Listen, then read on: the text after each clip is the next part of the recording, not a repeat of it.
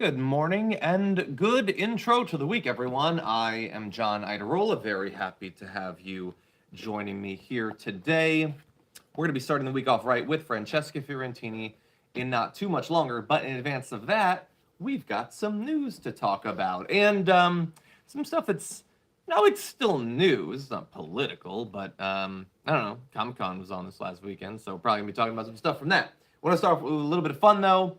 The Turning Point USA had their little summit, and if you didn't go, I'm assuming you all did, but if you didn't go, then you might have missed awesome intros like Benny Johnson's. Is over.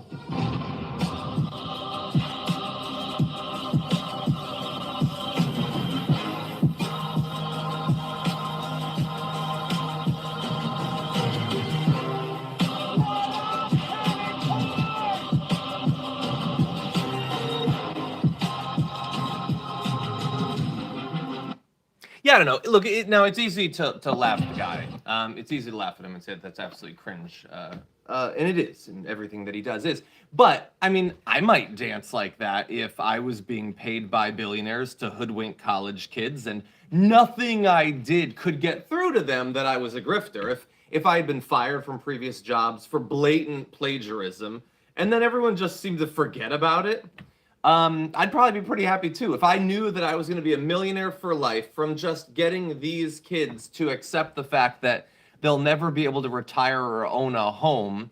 Yeah, I think, by deluding them about the trans community and stuff like that, I'd probably be pretty excited too. I'd probably put on dumb t-shirts like that if I was him as well. So, is the joke on him? Sure, he looks absolutely ridiculous, but I guess it's more thoroughly on the next generation because some of them have actually been won over by this sort of bullshit. This bullshit, and of course, huge amounts of promotion for literally anything any of them do.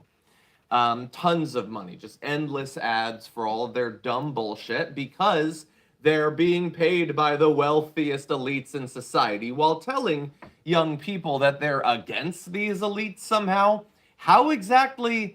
I don't know, unless, of course, you consider elites to be third-grade teachers who might be queer. I don't know. If those are the elites, then yes, they're against the elites. If it's against, if the elites are the rich and corporations, CEOs and things like that, then there's no evidence for that. That would be difficult for them to maintain as a narrative, one would think. But it's buttressed by a lot of money. So anyway, Emo Dragon, welcome to Tier 2 membership. Hey, Emo, always good to have you here. We're going to talk about a little bit more of that on the full show. I want to give Francesca a chance to weigh in. First, though, really fast, just because we've been doing this recently. This is COVID stats. Cases down very slightly on average over 14 days from last week. Deaths up slightly more. Now, it says they're up 38%, and they are up about 100 from where we had sort of settled as a country. And still going up, but not shooting up absolutely yet. We haven't broken 500 yet, let alone 1,000, 1,500, those numbers that we had so frequently broken in the past spikes. We're still down on the lower end, but, it's only 450 people needlessly dying every day. Only. Anyway, speaking of pandemics, we're going to be doing an interview with Ben Carollo, whose academic work was in biosecurity. We're going to be doing that just tomorrow. Brianna, I believe that was posted recently on the Twitter. I'll try to remind the team to do that again. But anyway, people are starting to freak out about monkeypox, and I understand it. It's something that we should deal with. Some of the narratives around it, though, seem a bit weird.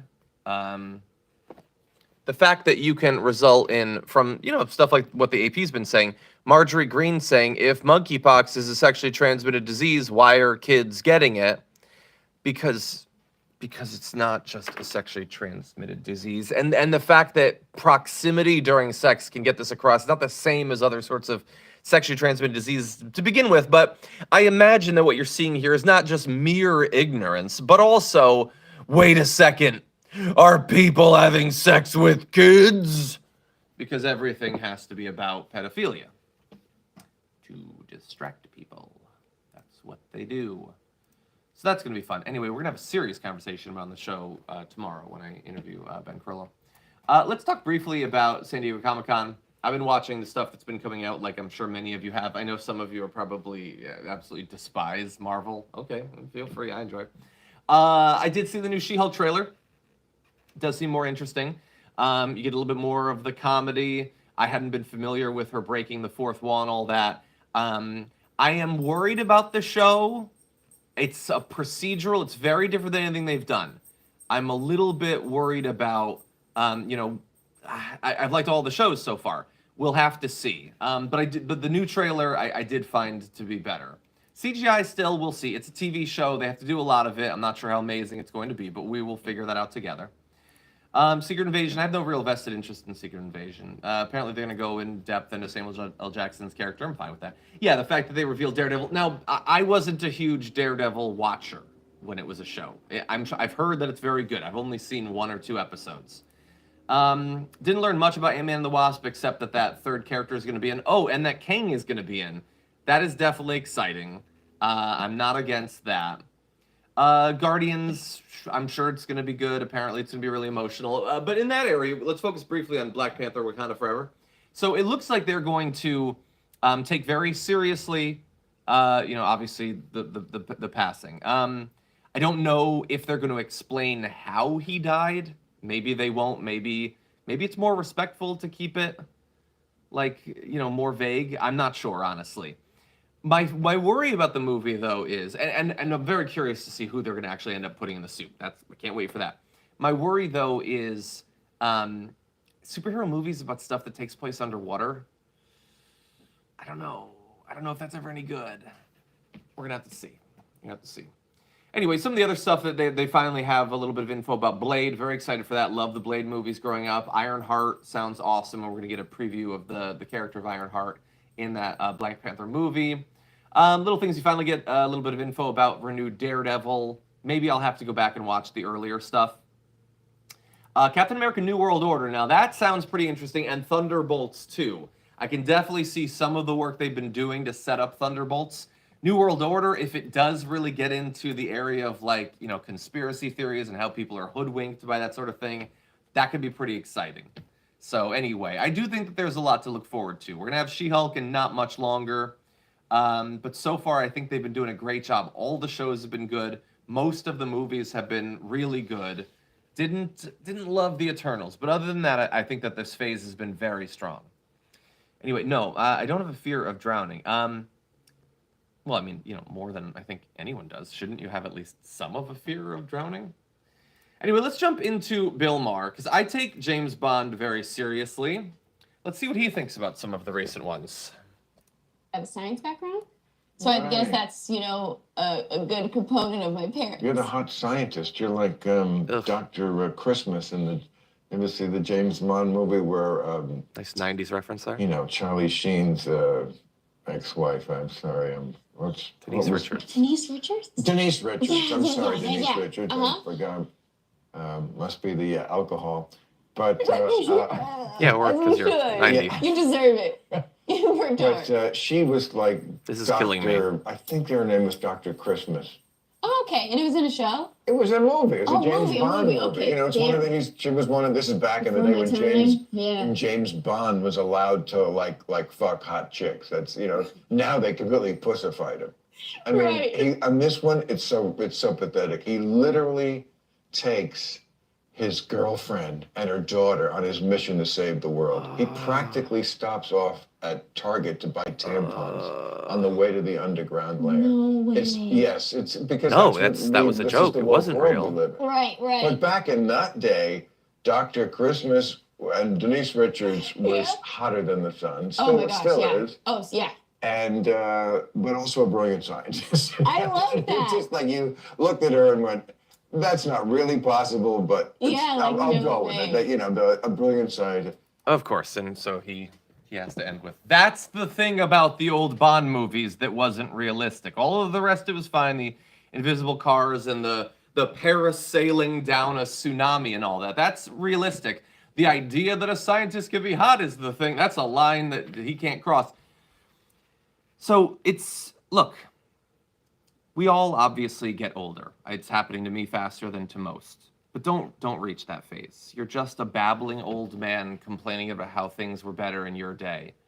And that now James Bond is a pussy because he gives his life heroically, like, to save the world, also to secure the lives of the people he loves. And that's not manly somehow. He, like, the woman he was with, was she not hot enough for you? She's absolutely gorgeous. He feels this attachment to his children. One would make the case that's fucking manly, you jackass, Bill Maher. They all become the same. And it seems to happen to comedians even more. I don't know what, like, the people who consider themselves the most edgy, the most free-thinking, the most open-minded, seem to just converge at the end into the same exact thing. It's really sad to see. Now, he is rich enough and famous enough, influential enough that, you know, whoever that scientist is that's talking to him has to go along and has to pretend to be interested in the stuff that he's saying. But you can see on her face that she'd prefer to be anywhere else. The whole thing is just so pathetic. Dads are manly. Kind of, like, fucking fundamentally, they're manly. Fatherhood is manly. We seriously need to deal with the issues of this weird, sick, broken version of masculinity that produces broken, weak men. Generally, it's the right that's pushing it, but Bill Maher is just trying to get in on that, I guess. There's more money on the right, and that's why they tried to appeal to the right. Never forget it. There is endless amounts of money on the right, and for people who value money more than their principles, that is always going to be very seductive. Anyway, for now, Jared Jackson is going live. Twitch.tv/TYT, YouTube.com/watchlistTYT to watch him. Oh, also, the podcast is up on my Patreon, patreon.com/John DeRolla. My wife joined me for us to break down Thor, Love, and Thunder. I write novels. She is a screenwriter, so we're analyzing it from those two different angles, but that's up at the Patreon, youtube.com/watchlistTYT to see JR now. Francesca's going to be joining me in 1 hour, so I hope to see you there.